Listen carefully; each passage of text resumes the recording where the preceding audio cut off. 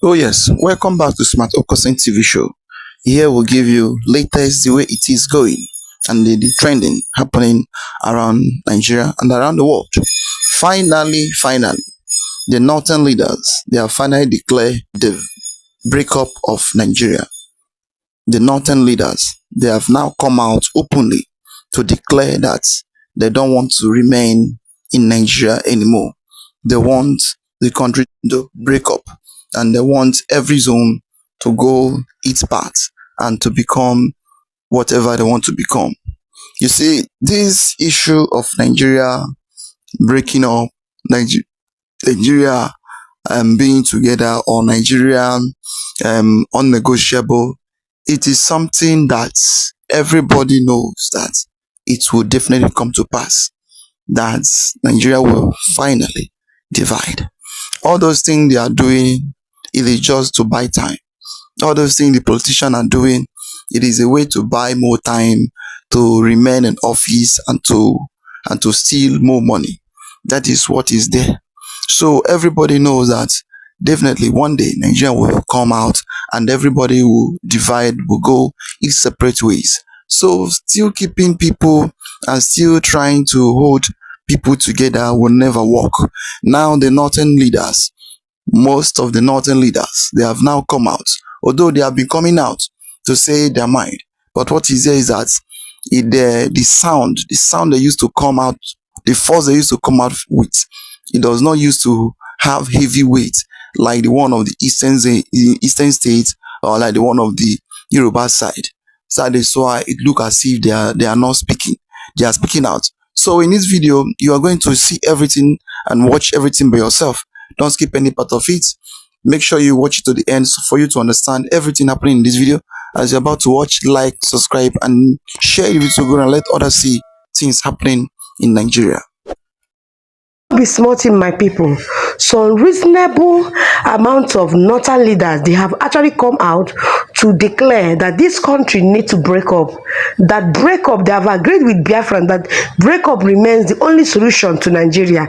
You are going to be hearing from them inside this video, my people.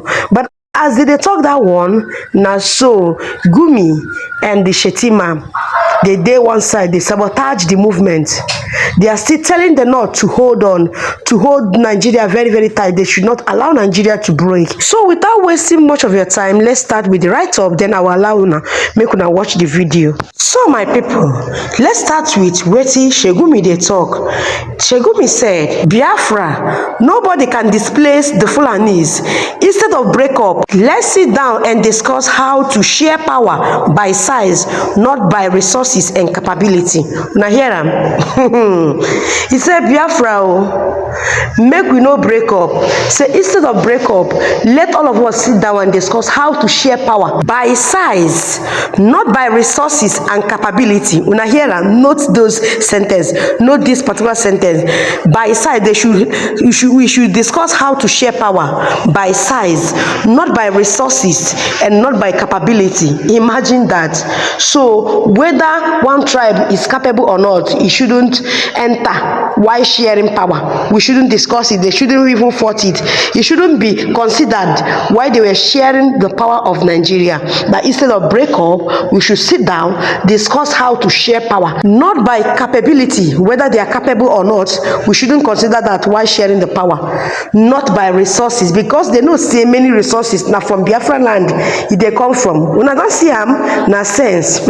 May we see where Shetima they talk before we go hear from northern elders. Why Shegumi they one side they talking on, now so Shetima they another side they talking on. According to Shetima, he said, resist moves to divide Nigeria. Now who they talk am? Now Shetima they tell Arewa leaders, he say any urge where they get, any desire where they get to divide Nigeria, they should stop it. They should stop it. They should hold Nigeria very well, make it remain one. So my people, I'll be playing the videos right now of the northern elders. Make una listen to everything where they talk concerning the breakup of Nigeria. Whether they like it or not, one thing I know is say Nigeria will definitely, not will, must definitely break up. And that was why when you are talking about these people agitating for separation, I said the North is ready for separation. We are ready to go. What do we really need? In fact, if you ask me, I will tell you, looking at the arrangement, the structural arrangement of northern Nigeria today, if the North is not part of the other countries, if today we separated, the North will be far better than it is today. Because why? What are we talking about? The other regions are talking about power control or control of resources. The major resources we are talking about today is oil. It has been discovered in the Lake Chad Basin. That is first greater in quality than the one we have in the other part of Nigeria. Two, it is greater in quantity. The one we have in the other part of Nigeria will be finishing in 15 years. The one that has just been discovered, if harnessed, will last 75 years. So what do we really need? We have a deposit of gold in Birnongwali that is more than the one we are having in South Africa and in Ghana. We have another deposit of gold in Zamfara. That is why you have the bandit in Zamfara. That is why you have those bandits in Birnongwali. Why are we having the Boko Haram, so much Boko Haram problem? It's because of the oil has been discovered. It is in the Lake Chad Basin, and that was why you see they will never want to have peace in that area, because once you have, the North is going to develop more than you think. And don't forget, the economic power of Nigeria was northern Nigeria. We were the economic power, we were the economic heart. That was why every time, even the education that the southerners and the easterners had, it was from the resources of the North that they were sponsored to go to school and get the education they are having today. So if today, it is not debatable. It is there. If you don't know, I'm telling you, maybe you don't have knowledge of it. I am just telling you. Now is no, Dr. Let me just sorry for taking your time. So let me conclude on this, because I don't want you to interfere with this until I am done with it. So this is what that is why we said the North today is ready for separation. If you call for separation, because if we are separated today, I am telling you, we will grow bigger, we will grow better, we will grow stronger, and we will have better infrastructural development. And in any case, with due respect to other regions, I'm not trying to look down on it, but political administration of Nigeria relies in North. It is only a northerner that you give leadership, that he will be fair enough to carry everybody along. So we, like in the past, Sardauna, Zeke and Awolowo said, let's forget our differences. When they were discussing with Sardauna, he said, no, let us not forget our differences. Let us discuss our differences, because that is what will guide us towards how best we can lead this nation. This is a northerner for you. So today, if you said the North, people calling for, agitating for separation, people calling for disintegration, people calling for restructuring, the North is fully prepared. The North is fully ready for either you call it separation or disintegration or or restructuring. We are strong enough to stand on our feet. When you take the history of Nigeria, from the very beginning, when we were amalgamated, to the very beginning we became a nation, we got it all together wrong. You bring in people of different culture, different beliefs, different socialization, different milieu, different outlooks, merge them together by force to form a nation. Only the initial builders of Nigeria had a clear vision and a mission, devoid of any sentiment. Soon thereafter, it became clear that it was a wrong union. It was a union that was not properly negotiated. We could have remained a great country if we had isolated our own identities, peculiarities, culture, while contributing to build a nation just like America. But we ended up having people from one generation, one set of leaders to another, everybody coming with a vision and a mission, and destroy the previous ones he made, even if they are good, because they are put in place by an imaginary enemy. Secondly, we have a nation where we celebrate criminals. It is only in Nigeria that somebody will clearly steal and loot hugely from the public treasury, and then after some times you see him receiving national honors. You see him being given chieftaincy titles. You see him being called king, prince, or an emir. That is an indicator that we are yet to be there. We also have a complacent followership, a followership that is satisfied with collecting 500 naira to vote, 1,000 naira to vote, a bar of soap, a tin of milk. On that basis, he surrenders his franchise. It means we are not conscious of our civic duties and responsibilities as a nation. Majority of the common people that are complaining now are also contributing to the destruction of the country in collaboration with the colleagues of the elites. While the elites are losing the treasury, they are hailing them. Today, if a northerner were to be caught stealing 10 billion naira and he is taken to court, believe me honestly, you will see northern organizations, northern elites, some of them saying that he is being persecuted because he's a northerner, because he's a Muslim. You identify 3 of the most pressing problem of Nigeria that we can contextualize into our conversation. What would you say, Prof, if you have the solution on your left arm to fix a problem? What would you identify as 3 major Nigerian problems? The first one I will identify is lack of nationhood. Nigeria is a country still yearning for nationhood. What does that mean? What it means is that we are not united. We are still what Chief Obafemi Awolowo once called a piece of geographical expression. Ahmadu Bello once said it was a piece of historical mistake, because we were cobbled together on 3rd January 2014 by Lord Lugard, the Southern and Northern Confederates, and the Lagos colony, after Nigeria had been given her name by a young British author who wrote in the London Financial Times of 8th January 1897, calling it Nigeria, that Niger area. That is first major problem. In other words, we were cobbled together through the direct and indirect rule system that we were operating, with all of us already enjoying our independence. The Benin Empire, the Oyo Empire, the Kanem-Borno Empire, the ancient Ife. We were already independent, having our own systems of government, and we were happy. Now, such people that were already used to their independence and ways of life, to put them together and say they cannot now discuss their future. Is it the reason for the agitation we see in Nigeria? This idea of lack of nationhood. In fact, it is the beginning and the end of it. I can assure you that you were talking about 3 problems. I identified that one major problem. If you don't have nationhood and nobody believes in Nigeria as a country, if I ask you, so where are you from? You won't say I'm in Nigeria. You first quickly mention your village and then your state. Then you are filling a form. After asking you for your name, the next question is place of origin. You put it town, they say local government. You put it, they say state. You put it, then they say religion.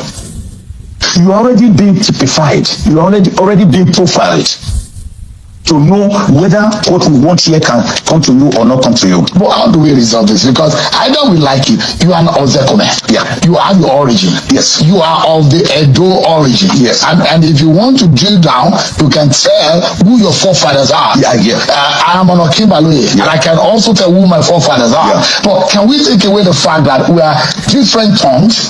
Our tongues different. No. And our presidents who have constituted conferences, at least 2 of the presidents have said, you can have every conversation, but the unity of Nigeria is non-negotiable. The former President Goodluck Jonathan said as much. In those kind of conversations, the fear of the disintegration and some people wanting to exit the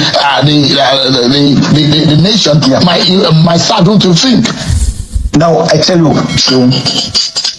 I am not saying every Nigerian should now be the same person. In fact, I've always argued, and everybody, I'm on record to say that of Professor Onigu Otite's 374 ethnic groups in Nigeria through demographic survey. He was a great sociologist that speak over 380 languages.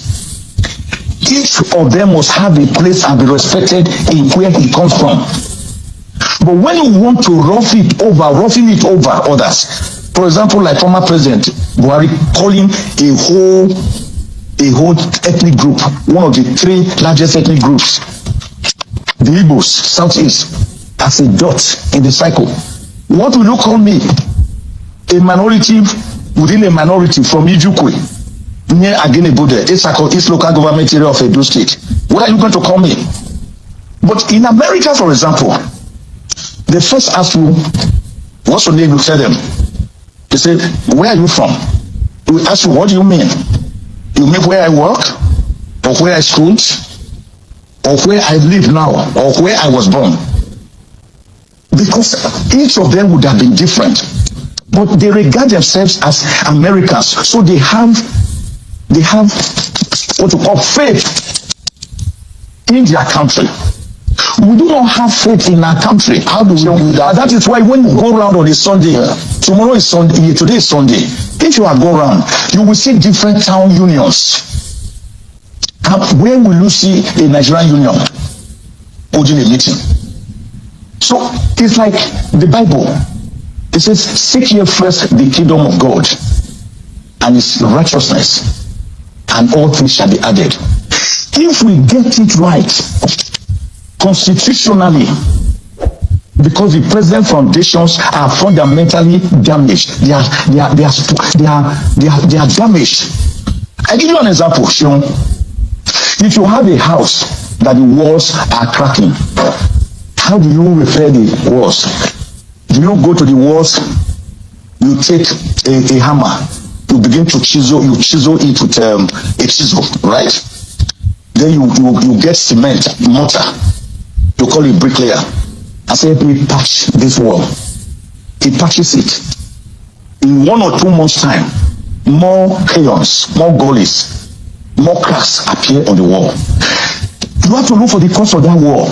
You discover that there's a big tree in your compound whose trees have sprouted. They have become so big that they have gone towards the foundation of the house, and it's what is actually threatening it to fall. What do you do to that tree? You don't go to the tree and cut off the branches. Country? Nigeria is not a country. No, it's not a country of a nation. How so, sir? It is only a country in law. It is a country of nations. Okay. There are many nations In Nigeria, in so-called country, okay. It's not one country. One nation. There are many tribes. Definitely. There are many religions. Many languages and culture. Different cultures. There's the culture of not sending children to school. The same country. There's the culture of sending children to school in the same country. So you can live together as a nation. You can become a nation, not a country. Not a country of nation, but a nation. There's no country anymore. As we are today, Nigeria is gone. What we have is a carcass, and life is short and brutish, and everyone, we're all on edge. We are the victimhood that a lot of people refuse to see coming to us. We are all there. And unfortunately, we do not have a president. We have someone who rigged his way into office, an illegitimate president, and who doesn't care. And of course, anyone who is ready to do anything, snatch it, run with it, and all of that to get into office, they don't care about the people. They don't care. There's no empathy. And that's what we're seeing today. And Nigeria has gotten into a place where you're not even sure that you're going to see the next day, because you might be a victim, might be taken away even from inside your own house. And that's where Nigeria is right now. Wow. In fact, the more you go, the more you hear people talk about this territory called Nigeria, because we call it a geographical area. It's a territory, just a territory where many people comes together to claim that they are a country, but they are not a country. They are still struggling to become a country.